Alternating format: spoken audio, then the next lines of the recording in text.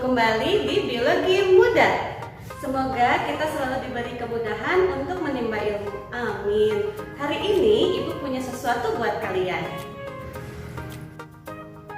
Ya, bunga. Bunga adalah alat perkembangbiakan generatif pada tumbuhan. Pada pertemuan sebelumnya, kita sudah mengenal bahwa perkembangbiakan pada tumbuhan ada dua macam, yaitu vegetatif dan generatif. Ada yang masih ingat apa itu perkembangbiakan generatif pada tumbuhan? Pada kesempatan ini kita akan belajar tentang perkembangbiakan generatif pada tumbuhan. Yuk kita saksikan bersama-sama. Perkembangbiakan generatif pada tumbuhan. Seperti yang sudah Ibu jelaskan sebelumnya, perkembangbiakan generatif pada tumbuhan adalah perkembangbiakan melalui peleburan antara sel gamet jantan dan sel gamet betina. Perkembangbiakan generatif pada tumbuhan terjadi pada tumbuhan tingkat tinggi dan pada tumbuhan tingkat rendah. Pada tumbuhan tingkat tinggi, perkembangbiakan generatifnya melalui proses penyerbukan dan pembuahan. Sedangkan pada tumbuhan tingkat rendah, perkembangbiakan generatifnya dengan cara konjugasi. Yuk kita bahas satu persatu. Perkembangbiakan generatif pada tumbuhan tingkat rendah terjadi secara konjugasi.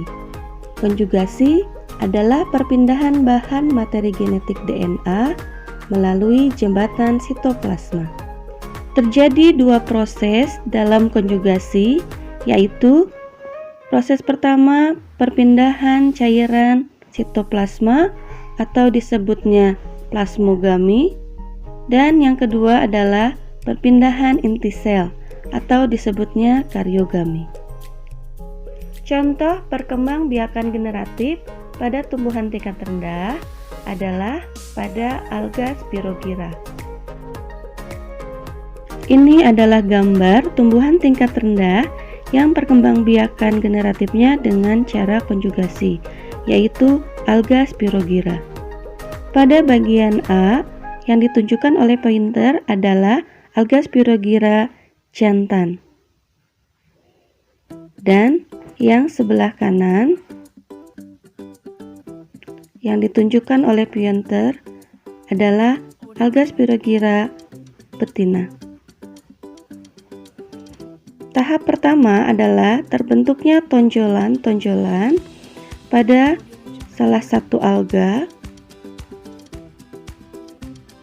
Tahap kedua adalah terbentuknya jembatan sitoplasma yang menghubungkan Spirogyra 1 dengan Spirogyra lainnya.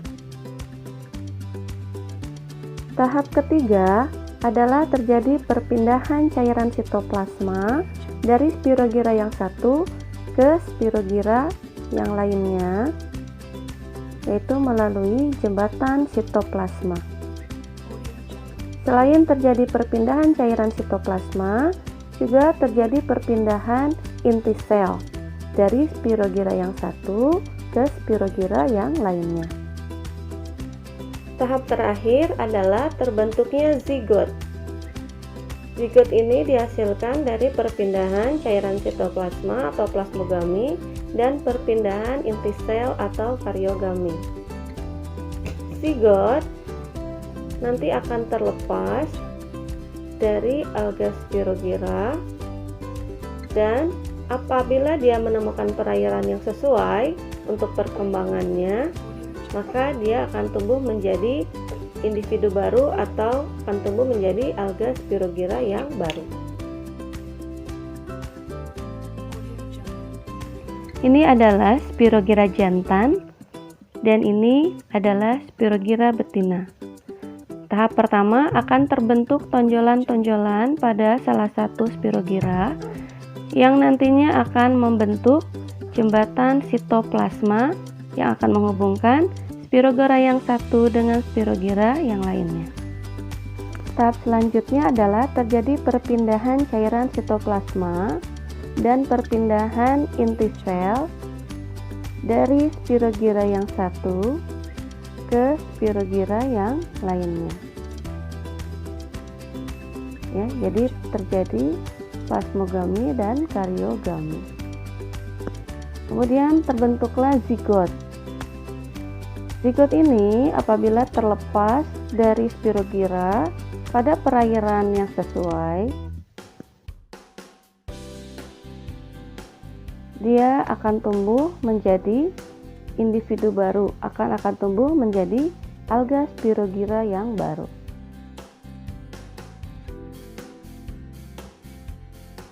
Biakan generatif pada tumbuhan tingkat tinggi terjadi pada tumbuhan berbiji terbuka atau gimnosperme dan pada tumbuhan berbiji tertutup atau angiosperme.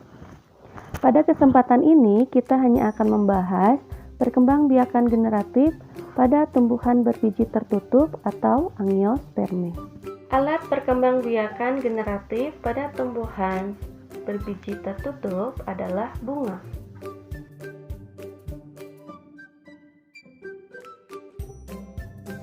Seperti yang sudah Ibu sampaikan sebelumnya, alat perkembangbiakan generatif pada tumbuhan adalah bunga. Berikut adalah bagian-bagian bunga. Bagian-bagian bunga.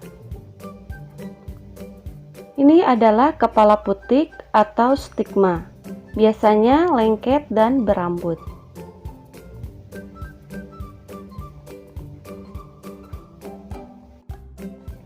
Ini adalah tangkai putik atau stilus. Ini adalah kepala benang sari atau anther. Di dalamnya terdapat serbuk sari. Ini adalah tangkai benang sari atau filamen. Ini adalah mahkota bunga, biasanya warnanya mencolok untuk mengundang serangga.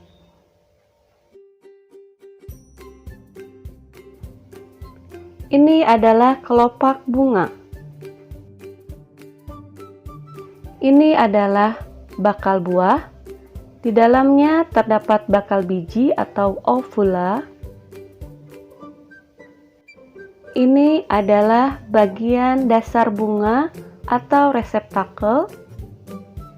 Dan yang terakhir adalah tangkai bunga. Alat kelamin jantan dan alat kelamin betina pada bunga. Benang sari sebagai alat kelamin jantan melalui proses mikosporogenesis akan menghasilkan serbuk sari atau polen. Hasil proses mikosporogenesis pada serbuk sari atau polen adalah 1 inti vegetatif dan 1 inti generatif. Ini adalah gambar kepala benang sari yang berwarna kuning dan yang putihnya adalah tangkai benang sari. Apabila kepala benang sari kita perbesar, akan tampak kantong-kantong serbuk sari atau ruangan serbuk sari. Ruangan serbuk sari ini disebut TK. Putik adalah alat kelamin betina pada bunga. Pada proses makosporogenesis atau megasporogenesis akan dihasilkan 8 sel yang terdiri dari 3 sel antipoda, 2 sel kandung lembaga sekunder, 2 sel sinergit, dan 1 sel telur atau sel ovum. Ini adalah bagian putik. Atasnya adalah bagian kepala putik atau stigma. Kemudian di bawahnya ada tangkai putik atau stilus, dan bagian yang menggembung terdapat bakal buah dan bakal biji atau ovula. Apabila bakal biji ini diperbesar, akan tampak di dalamnya terdapat 8 sel yang terdiri dari 3 sel antipoda, kemudian 2 inti sel kandung lembaga sekunder pada bagian tengah, dan di bawahnya terdapat 2 sel sinergit dan 1 sel telur atau sel ovum. Penyerbukan atau polinasi adalah proses jatuhnya serbuk sari di atas kepala putik. Dapat kita lihat, yang berwarna hitam itu adalah kepala putik yang berambut dan lengket, sedangkan yang warna oranye atau coklat tua itu adalah kepala benang sari yang nanti akan menghasilkan serbuk sari. Apabila serbuk sarinya jatuh di atas kepala putik, maka akan terjadi proses penyerbukan atau polinasi. Macam-macam penyerbukan atau polinasi. Yang pertama adalah penyerbukan sendiri atau autogami. Penyerbukan ini terjadi dalam satu bunga yang sama. Yang kedua adalah penyerbukan tetangga atau geitogami. Penyerbukan ini terjadi pada bunga yang berbeda tapi masih dalam satu tanaman. Penyerbukan yang ketiga adalah penyerbukan silang atau allogami. Penyerbukan ini terjadi pada tanaman yang berbeda tapi masih dalam satu jenis. Yang terakhir adalah penyerbukan bastar, yaitu terjadi pada bunga yang berbeda dari tanaman yang berbeda jenis pula. Macam-macam perantara dalam penyerbukan atau polinasi. Yang pertama adalah dengan perantara manusia, yaitu disebutnya antropogami. Yang kedua adalah dengan perantara serangga, disebutnya entomogami. Yang ketiga adalah dengan perantara angin, disebutnya anemogami. Yang keempat, dengan perantara burung, disebutnya ornitogami. Dan yang terakhir, dengan perantara kelelawar, disebutnya chiropterogami. Proses yang terakhir pada perkembangbiakan generatif tumbuhan angiospermae adalah pembuahan. Seperti yang telah dijelaskan sebelumnya, bahwa serbuk sari akan menghasilkan satu inti vegetatif dan satu inti generatif. Setelah terjadi penyerbukan, inti vegetatif akan menuntun buluh serbuk sari menuju ke bakal biji. Kemudian dilanjutkan dengan pembelahan mitosis yang terjadi pada inti generatif, sehingga menjadi dua, yaitu inti generatif 1 dan inti generatif 2. Coba kalian perhatikan 3 noktah merah yang terdapat pada buluh serbuk sari. Yang pertama atau yang paling depan ada inti vegetatif. Kenapa letaknya di depan? Karena dia bertugas untuk menuntun buluh serbuk sari menuju ke bakal biji. Bulatan merah kedua adalah inti generatif 1 dan bulatan merah ketiga adalah inti generatif 2. Inti generatif 1 dan inti generatif 2 dihasilkan dari pembelahan mitosis yang terjadi pada inti generatif. Pembuahan pada bunga disebut pembuahan ganda karena terjadi 2 kali pembuahan. Yang pertama adalah pembuahan antara inti generatif 1 dengan sel telur yang nanti akan menghasilkan zigot.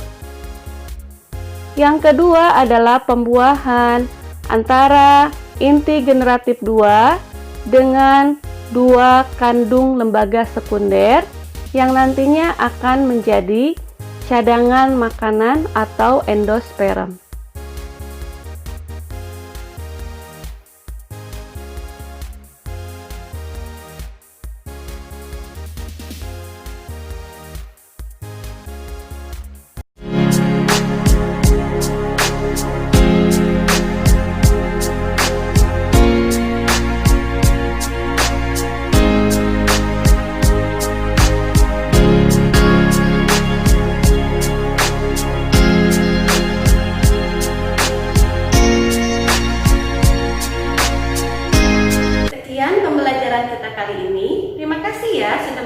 videonya. Wassalamualaikum warahmatullahi wabarakatuh. Dadah.